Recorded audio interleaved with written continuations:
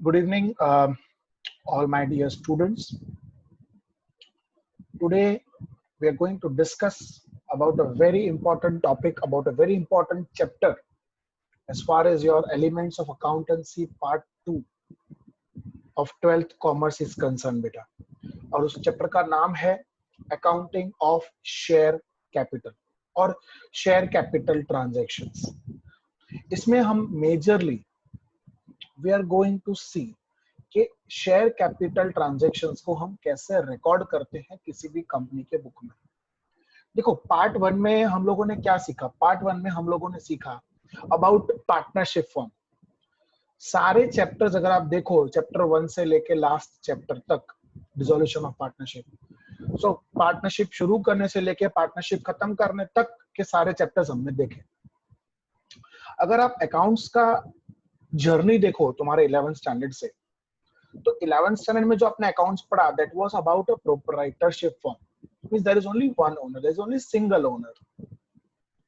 फिर हम आए 12th स्टैंडर्ड में. उसमें हमने पार्ट 1 में क्या सीखा? पार्ट 1 में हमने सीखा पूरा पार्टनरशिप के बारे में. Means when there are more than one owners, जिन्हें हम पार्टनर्स कहते हैं. अब जो इस 12th का पार्ट 2 है, जो कि स्पेशली और पर्सनली मैं कहूंगा आपको कि ये बहुत इंपॉर्टेंट है फॉर योर हायर एजुकेशन, क्योंकि पार्ट 1 जो है इट इज रिस्ट्रिक्टेड ओनली बेटा टू योर पार्टनरशिप फॉर्म्स. ठीक है, वो खाली पार्टनरशिप फॉर्म के बारे में बताता है. That is partnership act 1972, that is okay. लेकिन जब आपका पार्ट 2 है, वो majorly it talks about companies act, it talks about companies. ठीक है, और उसका अकाउंटिंग कैसे होता है.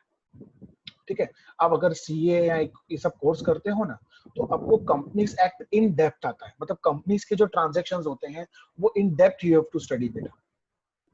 सो in this particular chapter we are going to talk about accounting of share capital or how a share capital transaction is recorded in a company. So before starting with the practical part of this particular chapter, see, it is very important to understand the theoretical part. देखो, जब भी कोई भी chapter आप पढ़ो, कोई भी chapter हो, वो कोई भी सब्जेक्ट का हो, खास करके प्रैक्टिकल की बात करता हूं मैं, तो understanding the theory is important. Because theory जो होती है ना, वो एक आपका बेस क्रिएट करती है. ठीक है, once you learn the theory, it will create a base for you for understanding the practical aspect of any chapter. बेटा समझो. So accounting of share capital में एंट्रीज हैं, मगर वो एंट्रीज क्यों हैं? अच्छा, शेयर कैपिटल क्यों कंपनीज में होता है, कंपनियां कितने तरह की होती हैं, कंपनीज एक्ट के बारे में. See, all this basic knowledge you must have. We should not directly jump onto the sums straight away. No, this is not the way to learn or to understand anything. So it is very important बेटा कि आप पहले theory पे जोर दो. उसको आप theoretically अगर आपका कॉन्सेप्ट मजबूत होगा ना, तो प्रैक्टिकल में आपको इतनी प्रॉब्लम्स नहीं आएंगी. ठीक है, there won't be any problem in your practical aspect unless you are clear with the theoretical concept. So let us start with the very first chapter of part 2, that is company introduction. So company form came into existence after the industrial revolution due to the limitation of proprietorship and partnership form. तो आप बोलोगे sir proprietor है, partnership है, तो company form क्यों existence हुआ? Company form इसलिए exist किया क्योंकि अगर हम मुझे बिजनेस को लार्ज स्केल पे डेवलप करना है, लार्ज स्केल पे मुझे बिजनेस बनाना है, so I need that particular thing, that is company. In modern age, capital is required for business. Of course, without capital, no business can run. So, company collects its own capital from several persons. See, company form में क्या होता है, मैं आपको बताता हूँ. Company में क्या होता है, बहुत सारे लोग होते हैं. There are n number of people who are the owners, and these owners are known as shareholders. Now, what is share and what are shareholders? ये धीरे धीरे जब आगे हम इस चैप्टर में बढ़ेंगे, then I will explain it to you. लेकिन इसमें एक चीज ध्यान रखने की कि कंपनी के पास जो कैपिटल होता है वो इन शेयर होल्डर्स का होता है. ठीक है, ओके. जॉइंट स्टॉक कंपनी, ये डेफिनेशन है. Joint stock company is an association of person and has an objective of carrying out some business for profit. तो जॉइंट स्टॉक कंपनी क्या है? It is a company which is form by association of person, लोगों के association के साथ, उनके साथ के साथ, and it is an objective of carrying on the business for profit, and company has a separate legal existence by law. ये तो देखो, प्रोप्राइटरशिप फॉर्म हो, पार्टनरशिप फॉर्म हो या कंपनी हो, they all have a separate legal existence by law. They are considered as an artificial person. Try to understand this. Artificial person in the eyes of law. अब बहुत लोग मुझसे पूछते हैं कि सर आर्टिफिशियल पर्सन मतलब क्या? देखो, आप और मैं कैसे हैं? वी और बोथ आर फिजिकल पर्सन. जैसे मेरा एक नाम है, जैसे मेरा नाम डॉक्टर महेश चावला है, आपका नाम कुछ भी, सपोज तो आप अपने नाम से जाने जाते हो. उसी तरह से कंपनी है, प्रोप्राइटरशिप फर्म है, वो उसके नाम से जानी जाती है. जैसे कि रिलायंस इंडस्ट्रीज लिमिटेड, सो रिलायंस नाम से जानी जाती है. मतलब अगर मान लो कि if I have some problem और dispute with XYZ company limited, so I am going to file a case against XYZ company limited and not the shareholders of XYZ company limited. Try to understand this. ठीक है, मैं उनके उसके नाम पर उसको उसके ऊपर केस कर सकता हूं, मैं उसके नाम का चेक बना सकता हूं. समझ में आया? उसका debit the receiver, credit the giver में उसका नाम डेबिट क्रेडिट कर सकता हूं. So it is an artificial person in the eyes of law. फिर वो कोई भी हो, प्रोप्राइटरशिप फॉर्म हो, पार्टनरशिप फॉर्म हो या कंपनी हो. Incorporation and management and winding up of the company are governed by the provision of Companies Act 2013. बहुत सारे Companies Act हैं, बराबर. 1956 was the previous Companies Act, लेकिन अब उसमें बहुत सारे अमेंडमेंट ला दिए हैं और अब finally a new Companies Act 2013 has come into existence. ठीक है, उसके डिटेलिंग में हम ना जाएं तो अच्छा है, क्योंकि उसमें बहुत सारे प्रोविजंस हैं.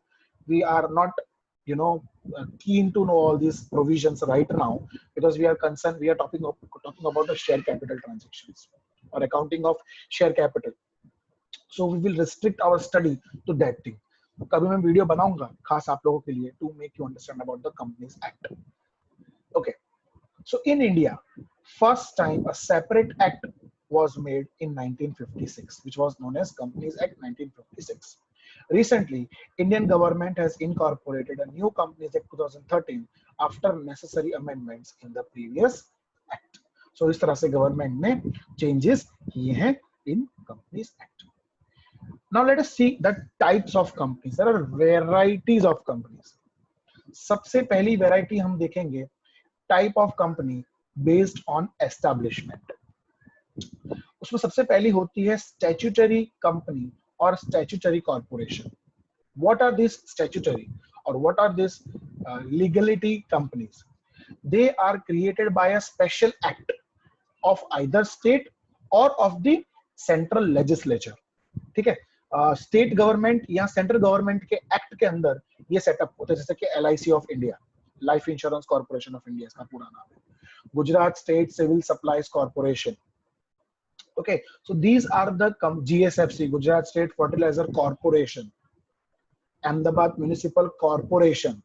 ठीक है, so ये सारी जो companies हैं, they are companies, ठीक है, because they have their shares, their stock are listed in the stock market. Okay, so ये सारी statutory companies हैं which are created by some special act of a state or of the central legislature. So this was the first one. Now we go to the second one, that is registered companies. Now, who are these registered companies? The companies which are registered and formed under the Companies Act are called registered companies. जो company अपने आप को Companies Act 2013 के under register करती है, okay, such companies are called registered companies, and these companies have registrar of company बोलते हैं उनको ROC. ठीक है, जो कंपनी को जो भी लीगैलिटीज हैं वो उसका ध्यान रखता है. Such companies are registered as per Indian Companies Act 2013, and there are two main types of company: private limited company and public limited company. So private company and public limited, जिसके बारे में हम बहुत डिटेल में बात करेंगे, because जो हमारा ये चैप्टर है वो इस दो कंपनीज के ऊपर ज्यादा बेस्ड है. So what is a private company? A private company is the one which by its article of association, है ना। कंपनीज के दो मेन डॉक्यूमेंट होते हैं, एक होता है एमओए और एक होता है AOA. MOA means Memorandum of Association. It has various clauses. आप business administration chapter subject में पढ़ चुके हो उसके बारे में। And articles of association जो है वो कंपनी के internal working की पूरी आपको जानकारी देता है। So who is a private limited company or who is a private company? A private company is a one which by its article of association number 1 restrict the right to transfer its shares. Please concentrate. Private limited company अपने shares transfer नहीं कर सकती from one person to another. मतलब वो company stock market में listed नहीं होती, ठीक है, क्योंकि इनके ट्रांसफरेबिलिटी के ऊपर, मतलब they can not transfer it, इनकी कंपनीज के शेयर्स जो है वो ट्रांसफर नहीं होते। The limit of the number of its member is 200। 200 से ज्यादा इन कंपनी के अंदर मेंबर नहीं हो सकते, ठीक है। Means they can not have more than 200 shareholders or the owners of the company. It prohibits any invitation to the public to subscribe for any securities. जैसे मैंने बताया आप लोगों को, ये कंपनियां स्टॉक मार्केट में जाकर अपने शेयर्स लिस्ट नहीं करा सकती। ये ना अपना आईपीओ ला सकती है, ना जनरल पब्लिक को कह सकती है कि आप आओ और हमारी कंपनी में इन्वेस्ट करो। Must have at least 2 members. वो तो एक सीधी सी बात है बेटा, एक अकेला आदमी तो कंपनी चला नहीं सकता। हाँ चला सकता है, लेट मी टेल यू, वो आगे आएगा, उसको बोलते हैं one man based company, that will see later on. खैर, बट इसमें कम से कम 2 मेंबर होने चाहिए प्राइवेट लिमिटेड कंपनीज में। Now as per the new companies act 2013, मैंने जैसे बताया आपको, one person can form a company under necessary legal provision and such company is known as OPC, one person company. Okay, OPC which has only one member. ये पहले नहीं था, ये companies act 1956 में ये प्रोविजन नहीं था, लेकिन अब 2013 की कंपनीज एक्ट में ये प्रोविजन है। You can have an OPC, that is one person company, which was not there previously in the companies act. So this is a private company, ठीक है। तो ऑब्वियसली अगर प्राइवेट कंपनी मार्केट में अपने shares issue नहीं कर सकती, तो जो शेयर कैपिटल चैप्टर है वो इस कंपनी का तो नहीं होगा, क्योंकि वो कंपनी मार्केट में शेयर इश्यू कर ही नहीं सकती। So our next company is public company. Now what is a public company? A company which is not private is called a public company. मतलब जिन कंपनीज में ये सारे रिस्ट्रिक्शंस नहीं है वो एक पब्लिक लिमिटेड कंपनी है, as simple as that. Okay, so public company has at least 7 members. इसमें कम से कम 7 मेंबर होने चाहिए, and there is no restriction on the maximum number of members. And the name of the public company ends with the word limited. Please इसको important tick mark करना, क्योंकि MCQ या one sentence में they can ask कि what is the name of a public limited company ends with, so it is limited. Okay, Reliance Industries Limited. So limited is the word which suggests that it is a public limited company. I hope the concept of private and public is clear, because see, this already you have studied in detail in your business administration. ये आप पढ़ चुके हो already in detail में। हालांकि जितना हमें इस चैप्टर के लिए जानकारी चाहिए उतना मैंने आपको एक्सप्लेन किया। So the first was, जो बेटा हमने पढ़ा, that was based on establishment. Statutory company we have seen and registered company we have seen. Registered company में there is a private company and there is a public limited company.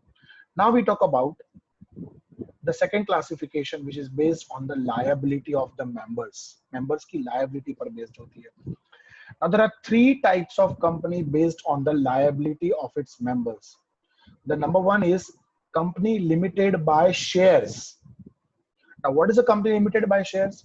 Here the liability of the shareholder is limited up to the extent of the face value of the shares held by them.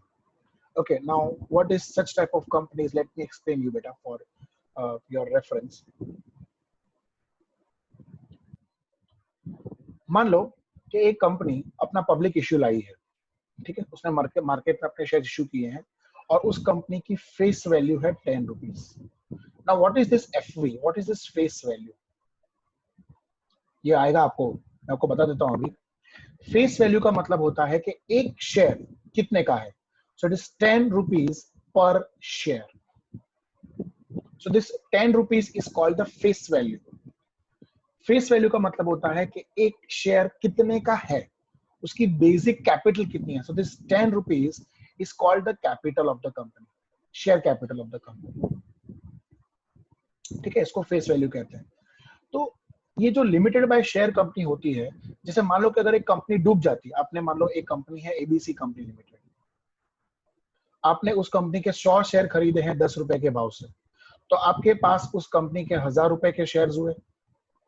अब मान लो कि वो company डूब जाती है, तो you are liable only up to 1000 rupees.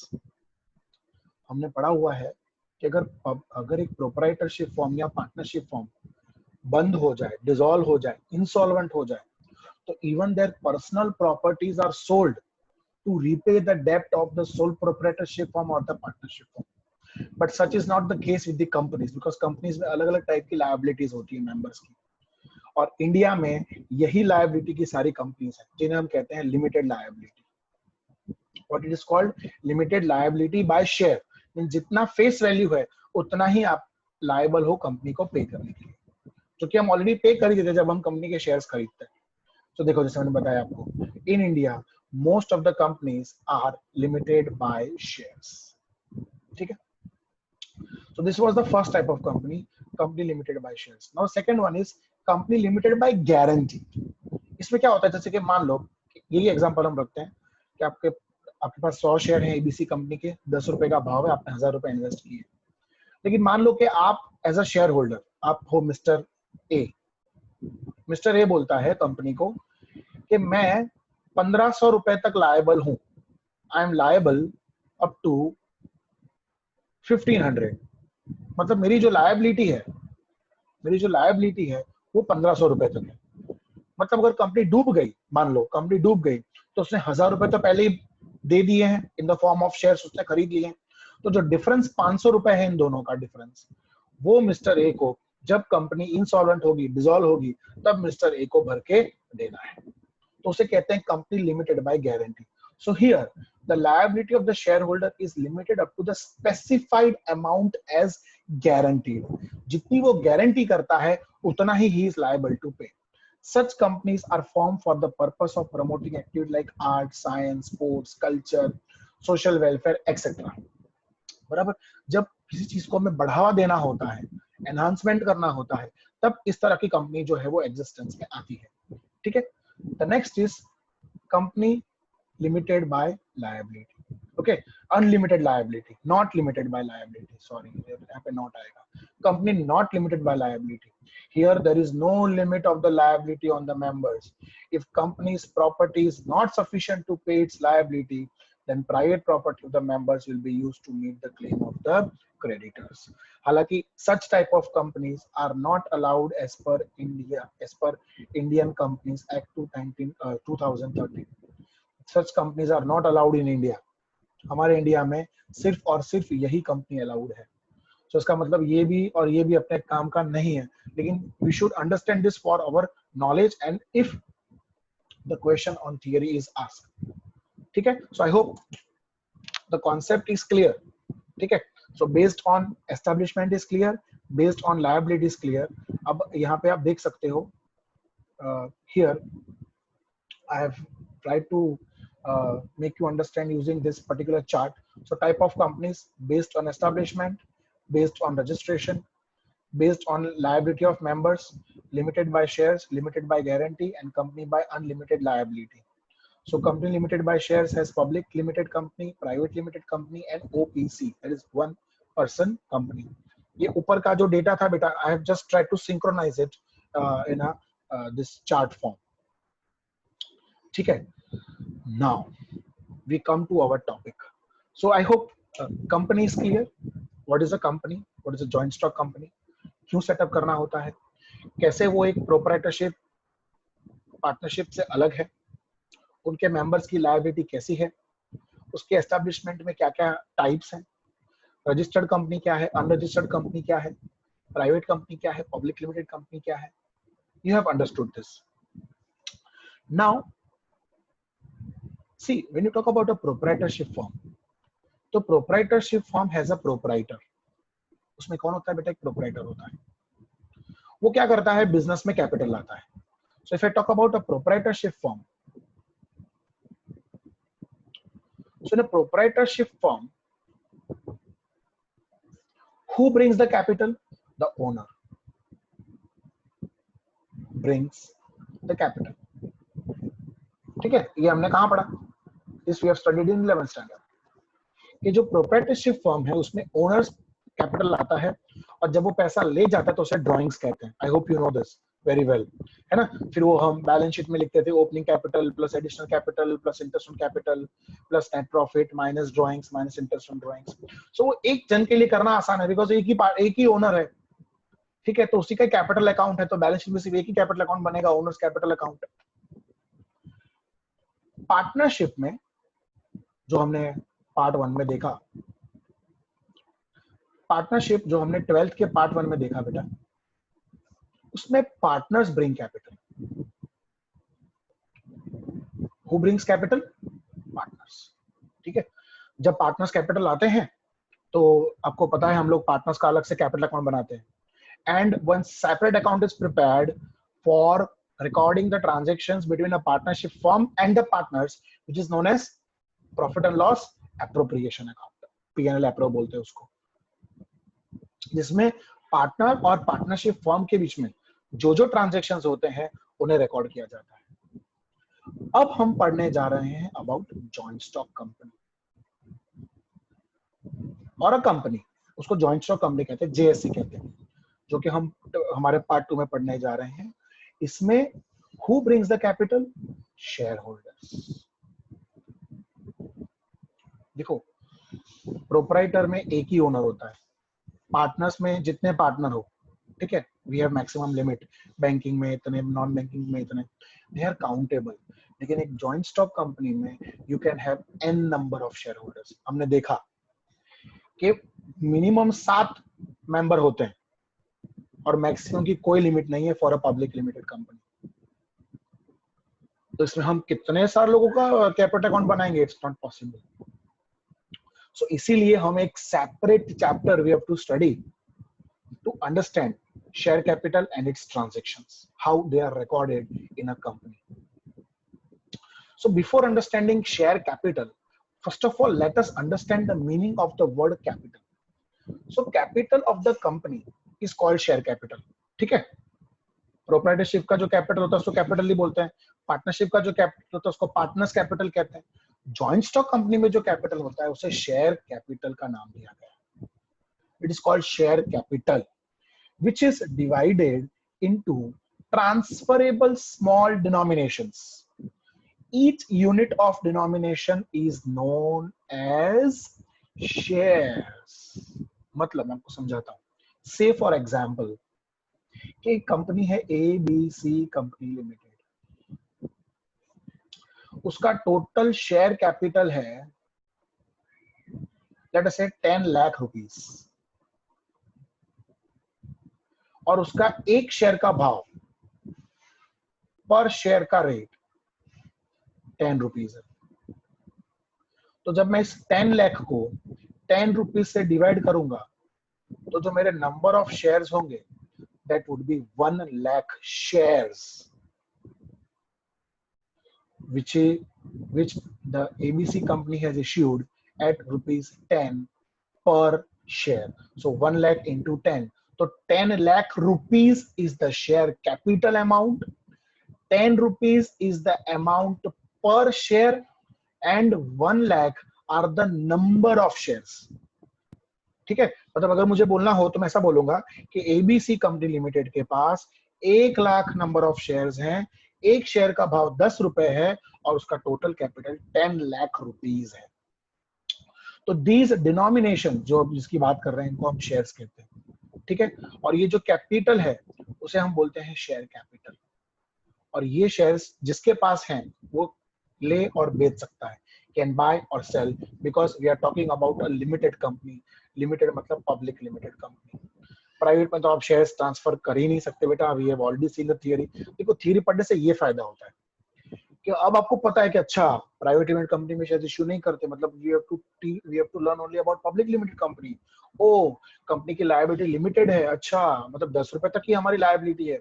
C, once you will get on into the theory of any particular topic, there will be more conceptual clarity, और conceptual clarity के लिए थियरी बहुत समझना बहुत जरूरी है बेटा, ठीक है।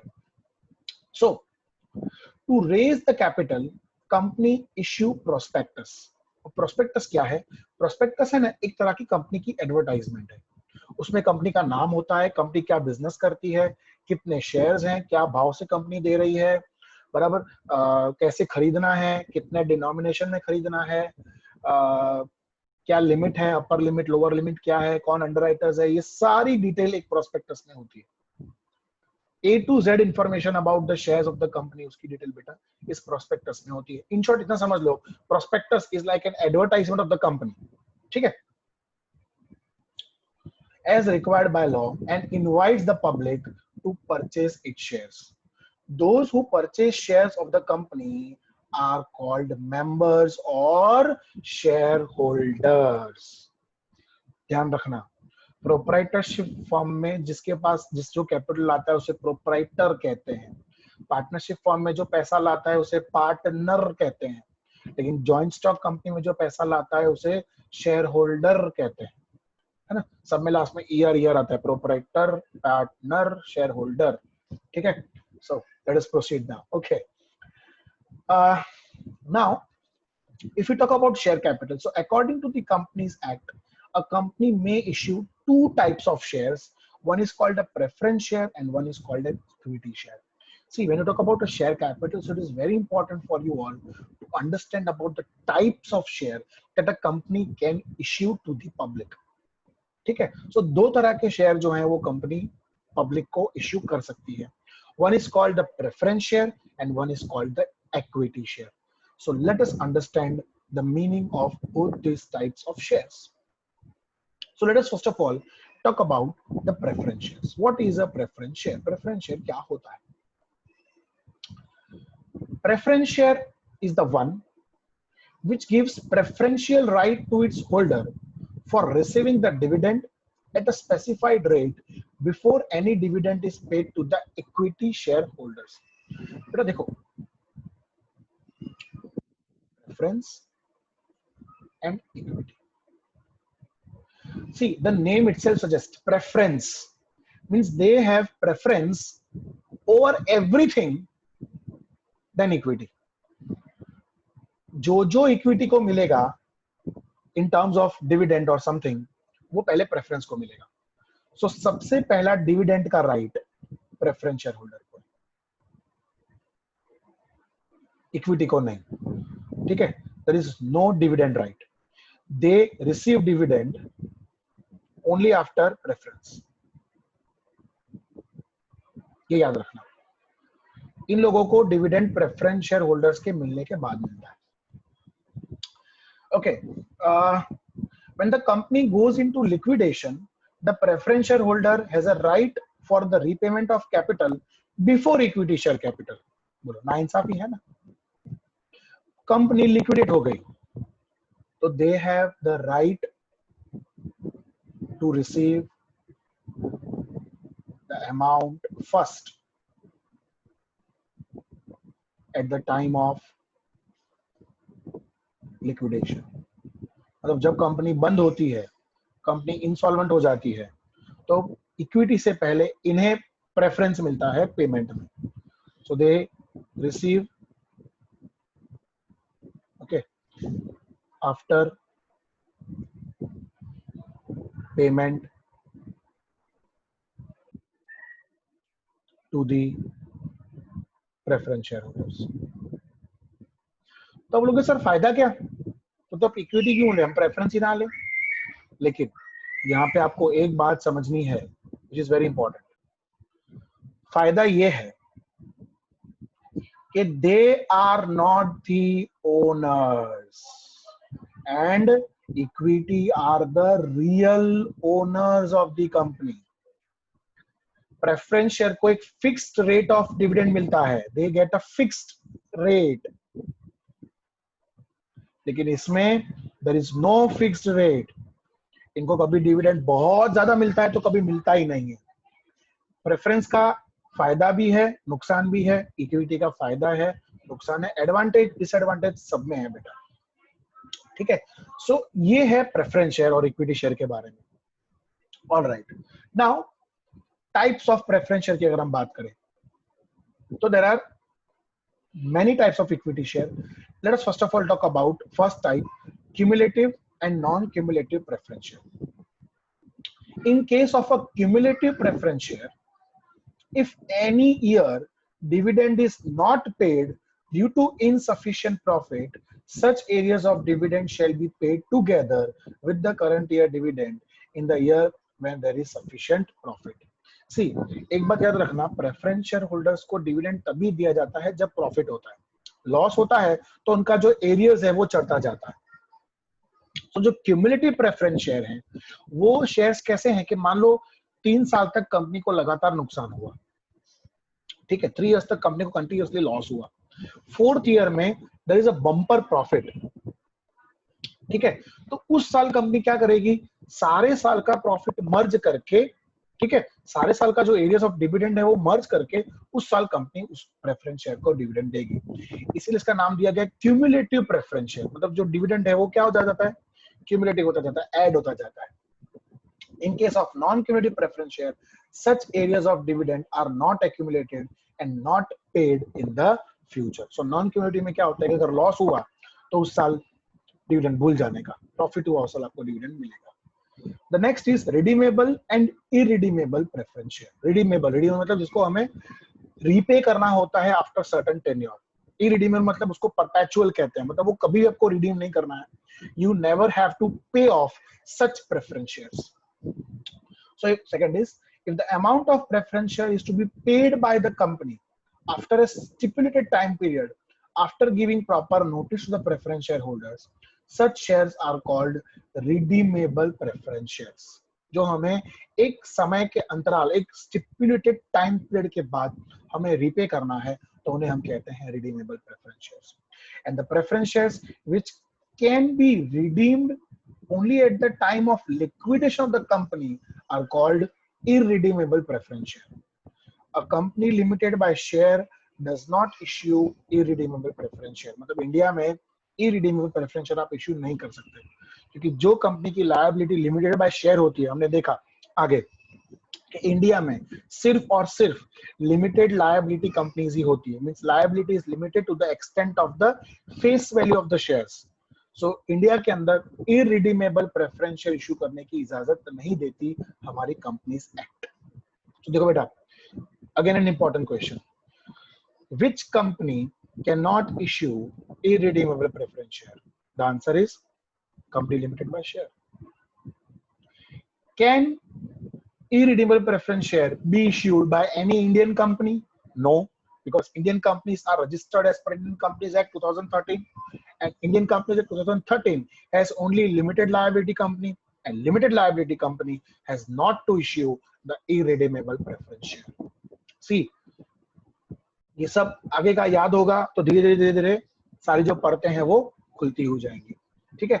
This was the second, redeemable and irredeemable preference share. Now the next is participating and non-participating preference share. Now what is a participating preference share?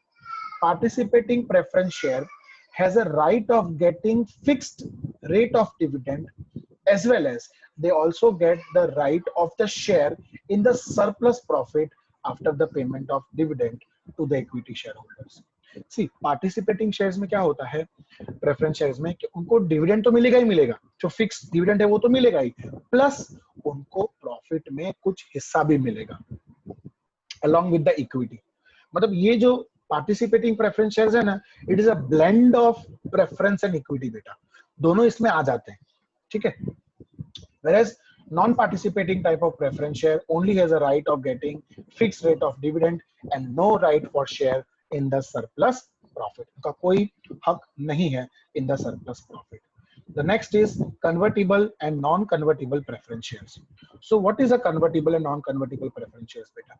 Convertible मतलब जो preference shares, the preference shares which can be converted partly or fully into equity share as per agreed amount at the time of issue are known as convertible preference shares. In short, जो preference shares कुछ समय के अंतराल के बाद either partly or fully they are converted into equity shares, उन्हें कहते हैं convertible preference shares.